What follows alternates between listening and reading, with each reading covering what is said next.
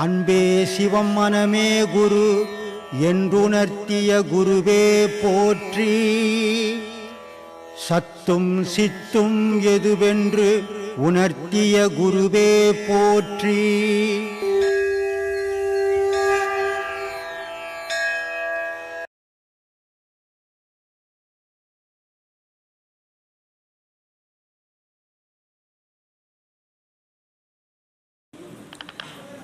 இந்த நம்ம பாடத்தை நம்ம சொல்லிக் கொடுக்குறோம். இது எதுக்காக சொல்லிக் கொடுக்குறோம் அப்படின்னா, நம்ம பாவங்கள் அழியணும். பாவங்கள் எதிலிருந்து உருவாகுது? செயல்லிருந்து பாவங்கள் உருவாகுது. இந்த செயல்லேருந்து உருவாகிற பாவங்கள் எதில் போய் அது தங்குது அப்படின்னா விந்தில் போய் தங்குது. அதனால சொல்கிறார், மூல நாடி தண்ணிலே முளைத்தெழுந்த சோதியை. மூலாதாரத்தில் விந்து பயிர். நம்ம செய்த நன்மை தீமைகள் அந்த விந்து பையில் தான் அடங்குது. அந்த விந்து பையிலேருந்து நம்ம ஒரு பெண்ணுக்கிட்ட புணரல் பண்ணும்போது அந்த விந்து பாயத்தில் தான் அந்த குழந்தைக்கு அந்த பாவ புண்ணியம் உருவாகி வழி வருது. அப்போ அதை அழிக்கணும். அதை அழிக்கணும். அது எப்படி ஆகி போய்க்குதுன்னா, அந்த பாவம் கோரையாக முளைச்சி போய்க்குதான் ஏராளமாக. அவ்வளோ பாவத்தை பண்ணிட்டு இருக்கிறோம். அப்போ அதை டெய்லி ஒரு 4 கட்டணை அறுத்து போடுறாங்க. அப்போ தான் அதை அழிக்க முடியும். இல்லைன்னா அழிக்க முடியாது. ஒரே நாளில் நீ அழிக்க முடியாது. அதனால் சொல்கிறாரு, மூல நாடி தண்ணிலே முளைத்தெழுந்த சோதியை 4 நாழி உம்முள்ளே நாடியே இருந்த பின் பாலனாகி வாழலாம் பரபிரம்மம் ஆகலாம் ஆழமுண்ட கண்டனார் அம்மை பாதம் உண்மையேன்ற. நீ அதோட போய் அதில் இருக்கிற அந்த பாவக்கோரைகளை அறுத்து போட்டீங்கன்னா தெய்வத்தோட கூடி வாழலாண்டா. நீ அதை விட்டப்பட்ட உலகமே வாழ்வுன்னு சொல்லிட்டு சுற்றினீன்னா உனக்கு பாவம் தான் சேருன்ற. இது உலகம் எப்படிப்பட்டது அப்படின்னா, ஆடு காட்டி வேங்கையை அகப்படும் மாறு போல் மாடு காட்டி என்னை நீ மதிமயக்கல் ஆகுமோ. உலகம்ன்றது ஒரு மாடு மாதிரி, அழகான மாடு உலகம். இந்த உலகத்தை பார்த்தோன்னே எனக்கு ஒரு மயக்கம். அது மேலே மயங்கி போகிறேன். நான் மயங்கி போய் நான் வீணாக போயிட்டேன். அதனால் சொல்கிறாரு, ஆடு காட்டி காட்டில் சிறுத்தையை பிடிக்கணுன்னா ஒரு கூண்டில் ஒரு ஆட்டுக்குட்டியை போடணும். அது கையான்னு காத்துச்சுன்னா சிறுத்தை அதை தேடின்னு வர மாட்டிக்கும். அது மாதிரி என்ன நீ பிடிச்சிடலாமா இந்த உலகம் அப்படின்றாரு சிவாய்க்கர். அதனால் சொல்கிறார், ஆடு காட்டி வேங்கையை அகப்படும் மாறு போல் மாடு காட்டி என்னை நீ மதிமயக்கல் ஆகுமோ. கோடு காட்டி யானையை கொன்றுரைத்த கொற்றவா வீடு காட்டி என்னை வெளிப்படுத்த வேணுமே என்றார். இந்த மனமன்ற யானையை நல்ல வழியை காட்டி இதை கொண்டுட்ட இந்த யானை, மதம் புற்ற யானையை இன்றைக்கி நல்ல வழி காட்டுக்கிறேன். ஆனால் எனக்கு வீடு காட்டி என்ன நான் யாருன்னு வெளிப்படுத்தணும், அதுக்கு எனக்கு வழியை காட்டுன்றது. அந்த மாதிரி பாதைகளை நம்ம வகுத்துக்குன்னு நம்ம பயணம் பண்ணோம்னா அது நமக்கும் பயன் தரும், பலருக்கும் பயன் தரும். ஒரு வாழ்க்கை, மனிதனுடைய வாழ்வு எப்படின்னா, தனக்கு வரைக்கும் வாழறோம் மனிதனே கிடையாது. அது ஒரு உயிரினம். தனக்காக வாழறது அது ஒரு உயிரினம். தான் குடும்பத்துக்காக வாழறது அது உயிரினம். ஆனால் உலகத்துக்காக வாழறது மனித இனம். அப்படிப்பட்ட வாழ்க்கையை நம்ம தேர்ந்தெடுத்து வாழ கற்றுக்கணும். அதில் நம்மளால் முடிஞ்ச அளவு பயணம் பண்ணணும். ஐயா, எனக்கு இது ஒரு கேள்வி வந்தது. சொல்லுங்க. தாய் தந்தை விந்து தான் அந்த குழந்தைக்கு அந்த பாவம் போய் சேரும் சொல்றீங்க. ஆமாம். ஒரு குழந்தை பிறந்துருச்சு, சரிங்களா? அப்போ இப்போ திருப்பியும் அந்த தந்தையானவர் திருப்பியும் பாவம் பண்ண சேராது. அந்த குழந்தைக்கு சேராது. ஏன்னா அது பிறக்கிறதுக்கு முன்னதான் அந்த விந்துலேருந்து தான் அதுக்கு போச்சு. இப்போ அதுக்கு தொடர்பு அறுந்து போச்சு. தொடர்பு அறுந்து போன பிறகு அதுக்கு இந்த தாய் தகப்பன் பாவம் போகாது. ஆனால் அது செய்கிற பாவம் அதுக்கு வந்துடும். அதுதான். இன்னொரு கேள்வி ஐயா. சொல்லுமா. மது மாது சூது. சொல்லு. மது மாது சூது இதை விட ரொம்ப கொடியதானது என்னது? எதுமா? மது மாது சூது இதை விட ரொம்ப கொடியவாது. மது மாது சூதாட்டம் இதை விட ரொம்ப கொடியமான செயல் எது உலகத்தில்? எதுவுமே கிடையாதும்மா. இந்த 3 தான் கொடுமையானது. ஏன்னா இந்த 3 தன்னையும் அழிச்சிடும், தான் குடும்பத்தையும் அழிச்சிடும். தன்னையும் தான் குடும்பத்தை மட்டும் அழிக்காது, பிற குடும்பத்தையும் அழிக்கும் அது. அதனால் இந்த 3 எவங்கிட்ட இருக்குதோ அவங்ககிட்ட உறவே வச்சுக்க கூடாது. இப்போ ஒருத்தன் சிகரெட்டு பிடிக்கிறான். சிகரெட்டு பிடிச்சான்னா அது அவனை வரைக்கும் அழிவு வரும். ஆனால் மது அடிச்சான்னு வச்சு ஊர் தெரியாது போய் போடுவான். அப்போது அது அவன் குடும்பமும் கெடுது, அடுத்தவன் குடும்பமும் கெடுது. இது இந்த சூதாடுறவனுக்கு காசு பார்ப்பான், கிடைக்கலன்னு சொன்னால் பொண்டாட்டி தூங்கியிருந்தா தாலி கூட அறுத்துன்னு போயிடுவோம். சரி, பொண்டாட்டி கழுத்தில் தாலி இல்லை, அதையும் அறுத்து விற்று சூதாடிட்டான்னா பக்கத்து வீட்டில் போய் திருடுவான். அதனால் இந்த மூணுமே மனித இனத்துக்கே உதவாத விஷயங்கள். ஆனால் இது ஈஸியாக மனிதனை பிடிக்கும். இந்த மூணு பழக்கமும் மனிதனை ஈஸியாக பற்றும். ஆனால் இந்த மூணுமே மனிதனை பற்றக்கூடாத பழக்கங்கள். இதுக்கு கடவுளுக்கு அப்படியே எதிரி. அந்த மாதிரி அதெல்லாம் விளக்கணும். ஐயா, நோய்வாய்ப்பட்டு இறந்து போகிறாங்க, நோய்வாய்ப்பட்டு ஏதோ இறந்து போகிறாங்க, அப்போ வந்து அது அவங்களுக்கு சாபம் ஆயாது இல்லை? சாபமெல்லாம் விட்டாக்கா எல்லாரும் ஊரில் நோயாளியை மாறிடுவான். அவன் செய்கிற நல்வினை தீவினைக்கு ஏற்ற மாதிரி அவனுக்கு ஏற்படுத்துமா. இப்போது நான் செய்த கெட்ட பழக்கத்துக்கு ஏற்ற மாதிரி என் உடல் பாதிக்குது. என் உடல் பாதிக்கும் போது நான் நோய்வாய்ப்படுறேன். அதனால் அவங்க சபிச்சாங்க, இவங்க சபிச்சாங்கன்னா அப்போ அவங்க சபிக்கிறவங்கெல்லாம் செத்து போவாங்க. இதை வந்து சும்மா அடுத்தவனை பயங்காட்டு, அவன் சாப்பிட்ன அவன் வாயில் நிற்காது, அவன் சாப்பிட்ன எவன் சாப்பிட்ன எவனுக்கும் பலிக்காது. அவன் செய்கிற நன்மை தீமை தான் அவனுக்கு நடக்கும். அது மாதிரி நான் செய்த நன்மை தீமைக்கு ஏற்ற மாதிரி என் உடல் பாதிப்பாகி நான் நோய்வாயப்படுறேன். இதனால் அடுத்தவங்க சாபம் கிடையாது. அதே நேரத்தில் அடுத்தவங்க வாழ்த்தால் இன்றைக்கி நான் இங்கே 4 மாதமாக உடம்பு சரியில்லைன்னு கூட உயிரோடு உட்காந்துங்கிறேன்னா அடுத்தவங்க மனம் வாழ்த்துன்றதால் தான் உட்காந்துங்கிறேன். இல்லைன்னா என்னுடைய கதை எப்போ முடிஞ்சிருக்கும், ஒரு 2 மாதத்துக்கு முன்னாடி. ஏன் சொல்கிறேன்னா, நல்ல விஷயங்கள் ஒரு வாழ்த்தும் போது ஒருத்தருக்கு பலிக்கும், கெட்ட விஷயங்கள் பலிக்காது அவ்வளோ சீக்கிரம். இதை வந்து பயம்புறுத்தத்துக்கு தான் உதவும், நன்மைக்கு உதவாது. அதனால் அதை பார்த்து யாரும் பயப்பட வேண்டியது. போன வீடியோல இங்க பித்ரு தோஷம் சொல்லிட்டு ஒண்ணுமே இல்லைன்னு பித்ரு தோஷம்லாம் ஒன்று கிடையாது. அப்போ பிரம்மகத்தி தோஷம்ன்றது இருக்கையா? பிரம்மத்தி தோஷம் உண்டு, பித்ரு தோஷம் கிடையாது. பித்ரு தோஷத்துக்கும் பிரம்மத்தி தோஷத்துக்கும் வித்தியாசம் இருக்குது. பித்ரு தோஷம்ன்றது முன்னோர்கள் இறந்து போனவங்களது. பிரம்மத்தி தோஷம்ன்றது நீ செய்த பாவம். அதுக்கு அதனால தான் ராமேஸ்வரமே உருவாச்சு. ராவணனை கொன்னது பாவம் நீட்டு தான். ராமர் என்ன பண்ணார், மண்ணில் சிவலிங்கம் செய்து ராமேஸ்வரத்தில் ராமர் பூஜை பண்ணார் சிவனுக்கு. அப்போது அது வந்து இவர் செய்த பாவம். அது பித்ரு தோஷம்ன்றது முன்னோருங்க இறந்து போகிறது, அதெல்லாம் தோஷமாகாது. அது வந்து சும்மா சொல்கிறதுக்கு பயன்படுத்துவது. ஏன்னா அவன் ஒரு மனிதன் இறந்தான்னா அடுத்தது அவன் உடல் எடுத்தாகணும், உயிரோட ஏங்க முடியாது. அப்படி பித்ருக்கள் ஏங்கச்சுன்னா நான் நடக்கவே இடம் இருக்காது உலகத்தில். அதனால் அதை சும்மா கற்பனையாது. ஆனால் இந்த தோஷம் உண்டு, நீ செய்த பாவம் உனக்கு தானே உண்டு, அதனால் அந்த தோஷம் உண்டு, பித்ரு தோஷம் கிடையாது.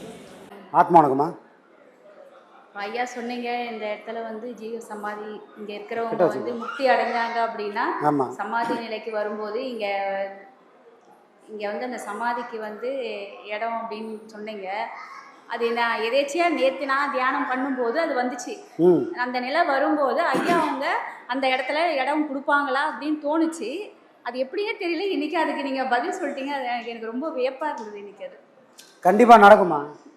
கேள்வி எல்லாத்துக்கும் இங்கே பதில் கிடைக்கும். ஐயா வந்து ஊரில் இருக்கிற கேள்விகள் எல்லாத்துக்கும் அவர் பதிலாக இருந்த மாதிரி நம்மளுடைய கேள்விகள், சீடருடைய கேள்வி எல்லாத்துக்கும் இந்த இடத்துல பதில் கண்டிப்பாக கிடைக்கும். நான் இப்போ பாடம் எடுத்து ஒரு 3 மாதம் கூட ஆகலை. ஆனால் எதுக்கு எனக்கு அந்த எண்ணம் நேற்று தோணுச்சுன்னு தெரியல. நீங்கள் அதுக்கான பதில் சொன்ன உடனே என்னோட பிரமிப்பு வந்து என்னால் தாங்கவே முடியல என்னால். அப்புறம் இன்னொரு கேள்வி என்னென்னா, அப்போ வந்து திருமூலர் இருந்தாங்க, அழுகினி சித்தர் இருந்தாங்க, பட்டினத்தார் இருந்தாங்க, நிறைய சித்தருங்க இருந்தாங்க. அப்போ வந்து ஜனத்தொகை வந்து சில கோடிகள் தான். அப்போ சில கோடிகள் தான். அப்போ அவங்க வந்து இந்த வாசி யோகத்தையோ இல்லை இந்த ஞான மார்க்கத்தையோ மக்களுக்கு வந்து கொடுக்கல. அவங்க மட்டுமே அனுபவிச்சு அதோட சந்தோஷத்தை அனுபவிச்சுட்டு அவங்க வந்து இப்போ இன்னமும் இருக்காங்கன்னு சொல்கிறாங்க. ஆனால் ஐயா அவங்க வந்து இப்போ 140 கோடி கிட்ட வந்துடுச்சு. இப்போ வந்து இந்த வாசி யோகத்தை பரப்பணும்னு நினச்சி எல்லாருக்கும் இது கிடைக்கணும்னு நினைக்கிறாங்க. அது எப்படி அது சாத்தியம்? அது அப்போ வந்து அவங்க சுயநலமாக இருந்துட்டாங்களா? அது என்ன அதுக்கு பொருள்? சுயநலம் இல்லைம்மா, யாருமே மகான்கள் கிட்ட சுயநலம்ன்றதே இல்லை. ஆனால் அவங்க நிலையை புரிஞ்சுக்கக்கூடிய தகுதி மக்கள்கிட்ட இல்லை.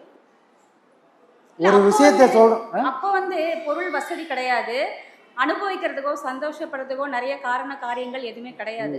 அப்போ வந்து சிம்பிளான வாழ்க்கை தான். துணி இருந்தால் போதும், சாப்பாடு இருந்தால் போதும், தூக்கம் இருந்தால் போதும் தான் வாழ்ந்தாங்க. அப்போ வந்து அவங்க அந்த வாசி யோகத்தில் போயிட்டு அனுபவிக்க முடியல. ஆனால் இப்போ இருக்கிறவங்க அதை அனுபவிக்கணும்னு நினைக்கிறாங்க. அது என்ன காரணம்? இப்போதாம்மா அது நிறைய தேவைப்படுது. முன்ன ஒரு குடும்பம் இருந்ததுன்னா குடும்பத்தில் 10-15 பேர் இருப்பாங்க. அம்மா இருப்பாங்க, தாத்தா இருப்பாங்க, சித்தப்பா, பெரியப்பா எல்லாரும் ஒன்றா சேர்ந்துருப்பாங்க. எங்கேயாவது ஒரு துக்கம் நடக்குது அப்படின்னு சொன்னால் அதை தாங்கி பிடிக்கிறதுக்கு ஒரு 10 கை வந்து வரவணைக்கும். அப்போ அந்த வீட்டில் கஷ்டன்றது தெரியாது. ஆனால் இப்போது ஒரு துக்கம் ஒரு வீட்டில்னா 2 பேர் ஆகிட்டாங்க. அதில் யாராவது ஒருத்தர் போயிட்டாங்கன்னா தாங்கி பிடிக்க யாராவது இருக்காங்களா? இல்லை. அப்போது கஷ்டம் எப்போ பட்டாங்க? இப்போ தான் கஷ்டப்பட போகிறாங்க. இனிமேல் தான் இன்னும் நிறைய கஷ்டப்பட போகிறாங்க. ஏன்னா மக்களோட மனுஷனோட ஆதரவு யாருக்குமே இல்லை. ஏன்னா ஒட்டி உறவாடக்கூடிய பக்குவம் இப்போ யாருக்குமே இல்லை.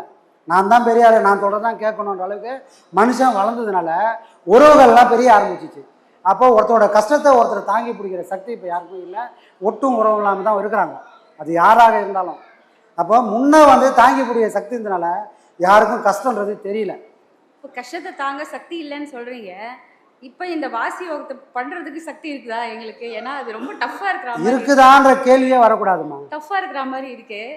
அதுதான் சொல்கிறது. எதையுமே சாதாரணமாக கிடைக்கிற பொருள் பிரயோஜனப்படாது. நமக்கு உழைச்சி மெருகேற்றி கிடைச்சால் மட்டும்தான் நம்மளே அதை மெருகேற்றிட்டு நம்மளை ஒரு வைரமாக அதை மாற்றி கொடுக்கும். இந்த பாடம் உண்மையிலேயே ரொம்ப கஷ்டமான பாடம். இங்கே வந்தவங்களால எல்லாரும் நிற்க முடியுமானா நிற்கவே முடியாது. அதனால தான் தைரியமாக ஐயா சொன்னார், இங்கே வராதிங்கப்பா. ஏன் வரீங்க? நான் சொல்லி கொடுக்குறத இங்கே வாசல்லையே போட்டுட்டு போகிறீங்கன்னு அவரே சொல்கிறாரு. ஆமாம். ஒருத்தன் கூட சீடனே இல்லைன்னு சொல்கிறாரு. ஏன்? இந்த இடத்துல அவர் சொன்ன மாதிரி நிற்கிறது ரொம்ப ரொம்ப ரொம்ப ரொம்ப கஷ்டமான விஷயம். ஆனால் அந்த கஷ்டத்தை தாங்கி நின்னால் மட்டும்தான் அவரோட நிலை நான்றது புரியும். அவர் நிலையை நம்மளால் எழுதி பிடிக்க முடியும். அவர் ஒன்றும் இதை ஈஸியாக வந்து இந்த இடத்துல வந்து உட்காரல. இதுக்காக அவர் இழந்தது, அவரை நம்பி இருந்த குடும்பம் இழந்தது சொல்லி மாளாது. அவர் நினச்சிருந்தா எல்லாரும் அவர் ஒரு குரல் கொடுத்தாருன்னா அவர் கேள்வி கேட்க ஆள் இல்லாத இடத்துல இருந்தார். ஆனால் எதையும் அனுபவிக்கணும், இது எனக்குன்னு மடக்கி வைக்கணுன்ற எண்ணம் அவர்கிட்ட இல்லாமையே தான் இருந்தது. இது இன்னைக்கு ஒன்றுத்துக்கு உதவாத கூட எப்படியாவது ஏமாற்றி 4 பேர் சேர்த்துலாமான்னு இருக்கிற இடத்துல அவர் ஒரு குரல் ஒருத்தர் கொடுத்தாரு சொன்னால் அவரை ஏன் இப்படி குரல் கொடுத்தோம் கேட்க ஆள் இல்லை. ஆனால் அந்த மாதிரி ஒரு சூழ்நிலை கூட எதுக்குமே ஆசைப்படாமல் இண்டிவிஜுவலாக வாழ்ந்தார். என் உழைப்பில் தான் வாழணும். அப்போது வாழ்க்கைன்றது இவ்வளோ கஷ்டமானது தான். ஆனால் இதுக்கெல்லாம் பலன் எப்போ கிடைக்குன்னா அந்த வாழ்க்கையோட முடிவில் தெரிஞ்சிடும் நீ யாருன்றதை உலகம் சொல்லும். உலகத்தில் எல்லாரும் தானே சாவுறாங்க, எல்லாரும் சாவுறாங்க. எத்தனை பேர் சாவில் போய் ஒரு இன்னும் கொஞ்ச நாள் இருந்தால் நல்லா இருக்குமே, எத்தனை பேர் சாவில் சொல்லுவாங்க? பாடாளப்பம் போனால் நல்லது, இவன் இருந்து மட்டும் என்ன சாதிச்சுட்டான் அப்படின்னு கேட்கறதுக்கு தான். அதாவது காது கேட்க சொல்லணும்னா கூட அப்படி தள்ளி போயா சொல்லுவாங்க. இருந்து இவன் என்னப்பா சாதிச்சுட்டான், இவன்கிட்ட பணம் இருக்குது, எல்லாமே இருக்குது, கூட நான் ஒருத்தர் ரூபாய் கொடுக்கல பாருவான், குறை சொல்லுவான். புரியுதுங்களா? அப்போது இவ்வளோ பெரிய விஷயத்த இவ்வளோத்தையும் இழந்தால் மட்டும்தான் சாத்தியம். அதை இழக்கிறதுக்கு மனசுக்கு ஒரு தைரியம் வேணும். உண்மை இதுதான் புரியணும். அந்த புரிஞ்சதில் நிற்கணும். அந்த நிற்கிறதுன்றது சாதாரண விஷயம் இல்லை. தென்றல் அடித்தா நின்றுடலாம், இல்லை சாதாரண காற்று அடித்தா நின்றுடலாம். ஆனால் நீ நிற்கிறத உன்னை எப்படியும் தள்ளி விட்ருவோன்னு இந்த உலகம் சுழற்சி அழிச்சிடும். அதையும் தாண்டி நின்னால் மட்டும்தான் இப்படி ஒரு வாழ்க்கையே நமக்கு கிடைக்கும், இப்படி ஒரு நிலையே நமக்கு கிடைக்கும். அப்போது இழக்க யாருக்கு தைரியம் இருக்குதோ அவங்களுக்கு மட்டும்தான் இந்த பாடமே பழிக்கும். பாடம் வாங்கின எல்லாரும் கரை சேருவானா ஒருத்தர் கூட கரை சேர்க்க முடியாங்க. ஆனால் பாடம் வாங்கினவங்களுக்கு ஒரு பக்குவம் வரும். இங்கே ஒன்றுமே இல்லைன்னு யாருக்கு தெரியுதோ, இங்கே ஒன்றுமே இல்லைப்பா அப்படின்னு யார் ஜீரோவில் நிற்கிறாங்களோ அவங்க எல்லாருக்கும் இப்படி ஒரு நிலை வரும். அந்த ஜீரோவில் எப்போ ஐயா நாங்கள் நிற்கிறது? நாளைக்கே நடக்கலாம், நாளைக்கே நடக்கலாம். அந்த பக்குவம் நமக்கு இருந்தால் நம்மளோட உழைப்பு ஊருக்கு தெரியாதுமா, கூட இருக்கிறவங்களுக்கு தெரியாது. நம்மளோட உழைப்பு யாருக்கு தெரியும்? ஒரே ஒருத்தனுக்கு மட்டும்தான் தெரியும். ஏன்னா அவன் கூட தான் நம்ம உறவாடிங்கிறோம், அவனுக்காக தான் உழைக்கிறோம். அவனுக்கு தெரியும் நீ உழைக்கிற உழைப்பு என்னன்றது. அதுக்கு என்ன பரிசு கொடுக்கணும்னு அவன் ஒருத்தருக்கு தான் தெரியும், அவன் கொடுப்பான். உழைக்க வேண்டியது நம்மளோட கடமை, பலனை எதிர்பார்க்கக்கூடாதுன்னு இதுக்கு தான் சொன்னாங்க. ஆனால் வேலை செஞ்சுட்டு கூலி எதிர்பார்க்காதவங்க அதெல்லாம் இல்லை விஷயம். இந்த இடத்துல உழைச்சா அதுக்கான பலன் உண்மை நிச்சயம். அது இந்த பிரிவில் கிடைக்கலனாலும் அடுத்த பிரிவில் அதோட முடிவை அது எட்டி பிடிச்சிடும். கண்டிப்பாக கிடைக்குமா? கண்டிப்பாக கிடைக்கும். அதை தான் சொல்ல, நம்பிக்கை வேணும், தைரியம் வேணும். வெறும் நம்பிக்கை ஊர் போய் சேராது, தைரியமும் இருக்கணும். ஏன்னா வாங்கிறதுக்குன்னே ஒரு பிறவி எடுத்து போகிறோம். நாமெல்லாம் எப்படின்னா இராணுவத்தில் இருக்கிற மாதிரி, இராணுவத்தில் சண்டை போகிறோம், எதிரி எப்போ வேணால் நம்மளை சுடுவான். ஆனால் அதுக்காக ஓடி ஒளிய முடியுமா? ஓடி ஒளிய முடியும். அந்த மாதிரி மரணம் வரும் தெரிஞ்சே பயணம் பண்ணுற இராணுவ வீரன் மாதிரி இதுதான் முடிவுன்னு தெரிஞ்சு பயணம் பண்ணக்கூடிய தைரியம் வேணும். இது மரணத்தை கொண்டு போய் சேர்த்தாலும் நான் செத்தாலும் பரவாயில்லப்பா, இதோட முடிவை தேடி பிடிப்பேன், இது முடிவு என்னன்னு தெரியாமல் நான் போக மாட்டேன்னு தைரியம் இருந்தால், அந்த வைராகம் இருந்தால் கண்டிப்பாக நாளைக்கே நடக்கலாம். முதல்ல வளர்க்க வேண்டியது இதுதான்.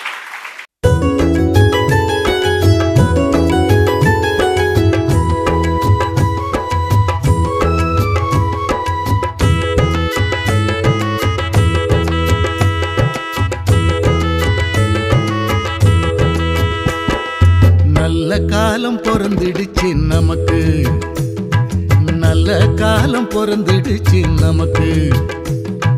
பிரம்மஸ்ரீயாம் நித்யானந்த பெருமானின் ஆசியாலே, பிரம்மஸ்ரீயாம் நித்யானந்த பெருமானின் ஆசியாலே நல்ல காலம் பிறந்திடுச்சு நமக்கு, நல்ல காலம் பிறந்திடுச்சு நமக்கு.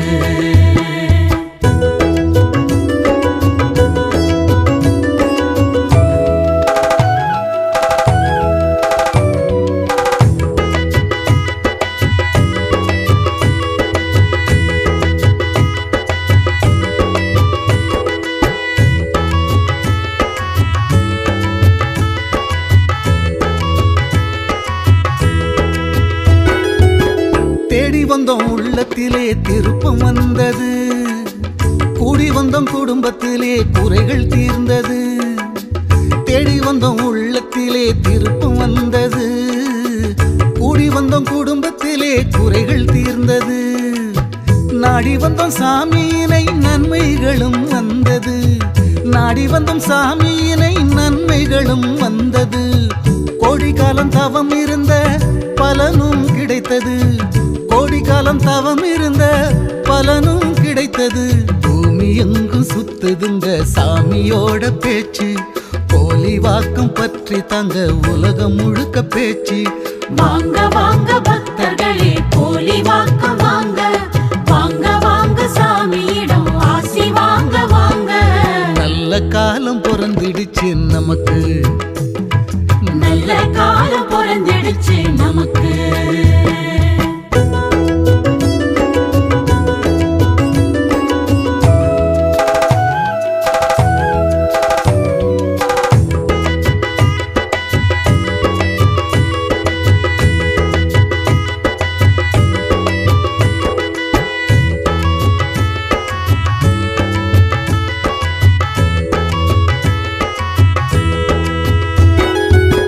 ஜாதி மத பேதமின்றி ஜனங்கள் சேருது,